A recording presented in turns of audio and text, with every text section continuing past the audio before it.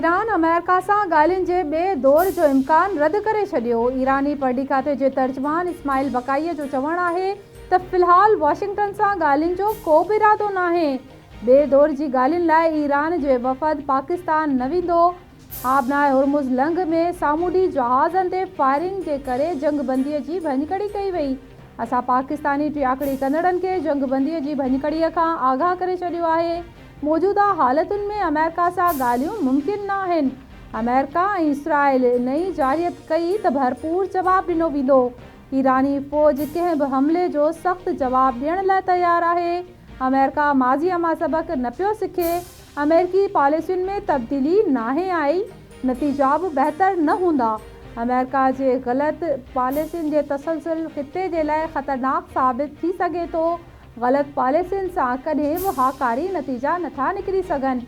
America जा क़दम ख़िते में इस्तेकाम बदिरां बहरान वधाए रहिया आहिनि। अमेरिका मीडिया ज़रिए तकरारी बयान ॾेई रहियो आहे। असां हिकु ई मौक़िफ़ रखियो। अमेरिका ते केरु बि भरोसो नथो करे सघे। क़ौमी सलामतीअ ते सौदेबाज़ी न थींदी। ईरान पंहिंजनि मफ़ादनि जो तहफ़्फ़ुज़ जारी रखंदो।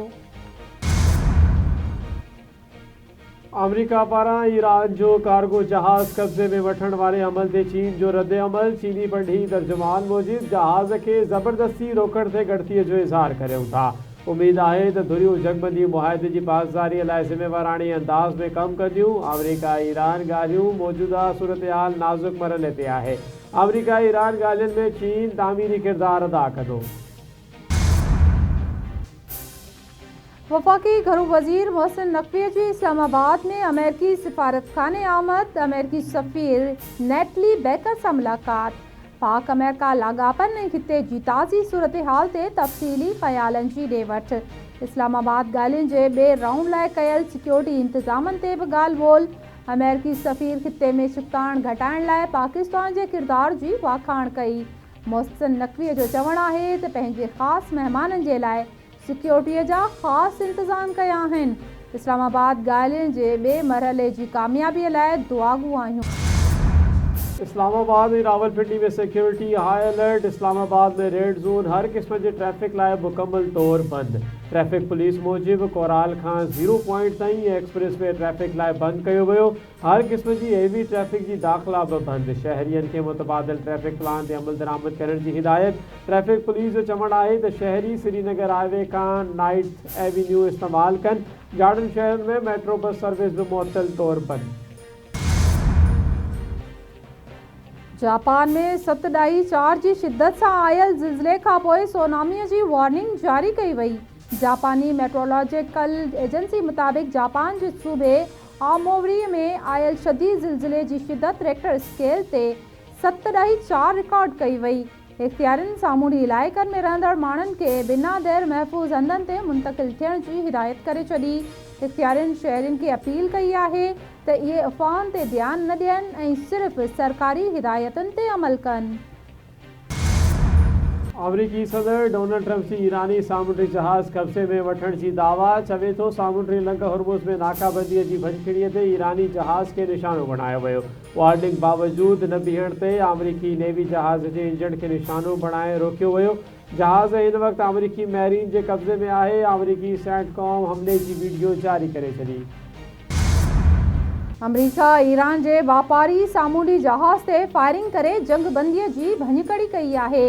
अमेरिका जंहिं वापारी जहाज़ ते हमिलो कयो आहे उहो चीन मां ईरान अची रहियो हो। ईरान जल्द ई अमेरिकी फ़ौज जे मेरीटाइम ऐं सामूंडी धाड़े जो जवाबु ॾींदो ऐं जवाबी कार्रवाई कंदो।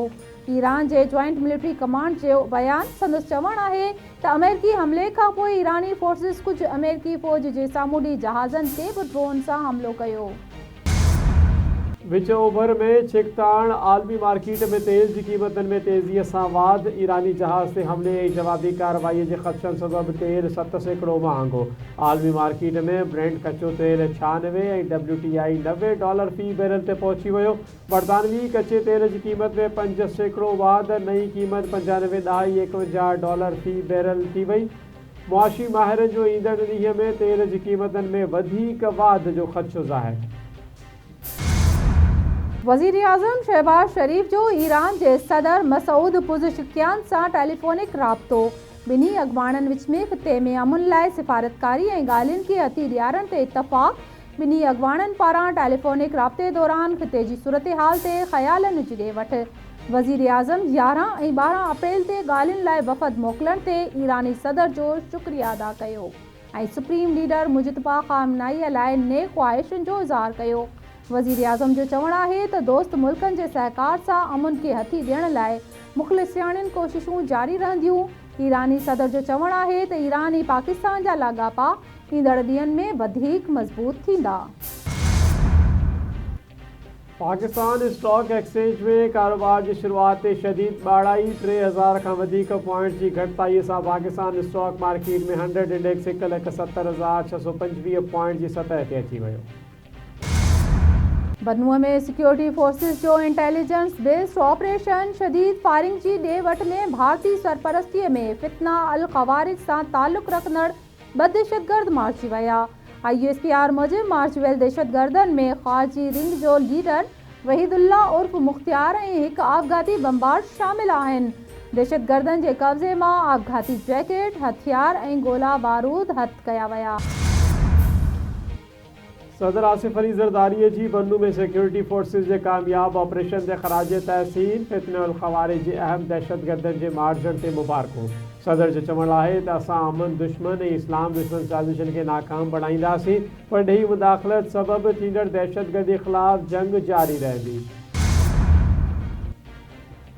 वज़ीर आज़म जी बि बन्नूअ में फितना अल ख़वारिज ख़िलाफ़ कामयाब ऑपरेशन ते सिक्योरिटी फोर्सिस खे ख़ुराज तहसीन। शहबाज शरीफ जो चवणु आहे त सिक्योरिटी फोर्सिस पेशावराणी महारतुनि सां ख़ारजी ग्रुप सरबराह ऐं आपघाती बमबार खे जन भेड़ो कयो। मुल्क मां दहशतगर्दीअ जी लानत जी मुकमल ख़ात्मे ताईं पुरअज़म आहिनि। सिंध के वॾे वज़ीर सैयद मुराद अली शाह की सदारत हेठि सब्सिडी अमल दरामद जो जाइज़ा इजलास। सीनियर वज़ीर शर्जील इनाम मेमण मुकेश कुमार चावला, चीफ सेक्रेटरी सिंध ऐं ॿियनि जी शिरकत। फ्यूल सब्सिडी स्कीम तहत 3,976 गाॾियुनि खे अदायगी, 14 करोड़ 67 लख रुपया जारी, 11,980 अहल गाॾियुनि जी डेटा जमा। वॾे वज़ीर पारां तस्दीक वारो अमल तेज़ करण जी हिदायत। वॾे वज़ीर मुस्तहिक ट्रांसपोर्टर्स खे फौरी रिलीफ फराहम करण जी हिदायत कई। वॾे वज़ीर जो चवणु आहे त डेटा जी ग़लतियुनि जी बुनियाद ते देर बर्दाश्त न कई वेंदी। वॾे वज़ीर पारां ट्रांसपोर्ट ऐं एक्साइज़ खातनि खे वफ़ाक़ सां वेझे राब्ते जी हिदायत। सैयद मुराद अली शाह पारां ट्रांसपोर्ट निज़ाम जी डिजिटलाइज़ेशन ते इत्मीनान जो इज़हार। टेक्नोलॉजी ज़रिए शफ़ाफ़ियत ऐं कारकर्दगी खे बहितर बणाइण समेत रूट परमिट या फिटनेस सर्टिफिकेट खां सवाइ गाॾियुनि ख़िलाफ़ सख़्त कार्रवाई जी हिदायत। घोटकी ज़िले में 56 खां वधीक इंसानी जानियूं गड़काईंदड़ महर जतोई तकरार जो निबेरो जारी। सरदार अली कोहर महर ऐं डॉक्टर इब्राहिम जतोई जी सरपंची हेठि निबेरो सर्किट हाउस अखर में थी रहियो आहे।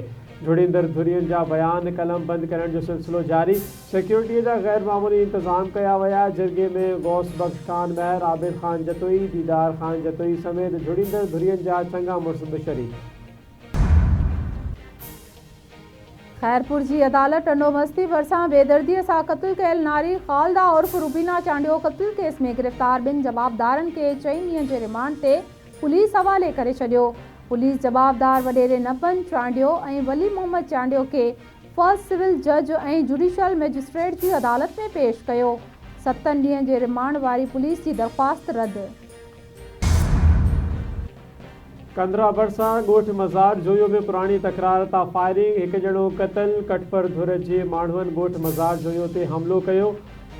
जोया धुर जो इल्ज़ाम वारसनि मूजिबि फायरिंग जे नतीजे में वाली ॾिनो जोयो सख़्तु ज़ख़्मी थी पियो। वाली ॾिनो खे सिविल अस्पताल सखर मुंतक़िल कयो वियो, जिते हुन दम ॾेई छॾियो। पुलिस मूजिबि वाक़ियो पुराणे तकरार तां पेश आयो। पहिरियां कटपर धुर जो नौजवान क़तल थियो। महरापुर भरिसां रोड़ी केनाल मां हिकु शख़्स जो लाश हथ। ॻोठाणनि ऐं आपाशी अमले जे इतला ते पुलिस पहुची लाश रेगुलेटर जे दरवाज़े वटां फाथल कढी वरितो। इस्पताल मुंतक़िल। लाश जी सुञाणप न थी सघी। इस्पताल मुंतक़िल। ऐं गंबड़ भरिसां अगड़ा में हिक ई ख़ानदान जा 13 गर्भाती ज़हरीलो खाधो खाइण सबबि बेहोश थी विया। इस्पताल मुंतक़िल। इलाज हलंदड़ घर में तयारु कयल भाॼी में किरड़ी पवण सबबि गर्भाती बेहोश थी पिया। बेहोश थियलनि में औरतूं ऐं ॿार बि शामिल।